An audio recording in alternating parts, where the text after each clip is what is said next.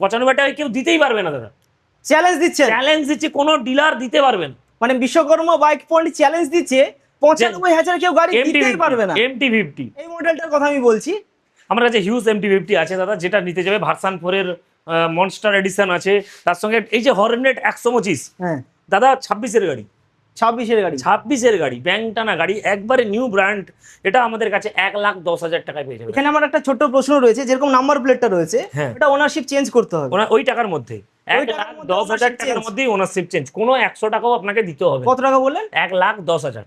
1,10,000 গাড়ি পুরো number plate change হয়ে যাবে। নাম্বার প্লেট তো থাকেই দাদা, শুধু নাম ট্রান্সফারটা, নামটা, হ্যাঁ, নাম ওনারশিপ transfer। চেঞ্জটা চেঞ্জ হবে। আর গাড়ি 1,700 কিলোমিটার চলেছে, 1,700 কিলোমিটার চলেছে। আচ্ছা, আপনি যে বলছেন আপনাদের এখানে প্রচুর স্টক রয়েছে এই সমস্ত স্কুটিগুলো, এগুলো কি ক্যাশে না নিয়ে ইএমআই তে সম্ভাবনা রয়েছে? আমাদের কাছে 10,000 টাকা ডাউন পেমেন্ট করলেও, জিরো ডাউন পেমেন্টেও হয়। মানে ওল্ড বাইক সেটাও আবার ইএমআই তেও সম্ভব। আর বিশ্বকর্মা বাইক পয়েন্ট যে দামে দিচ্ছে কি বলবো, মানে যে কেউ পারচেস করতে পারবে। দাদা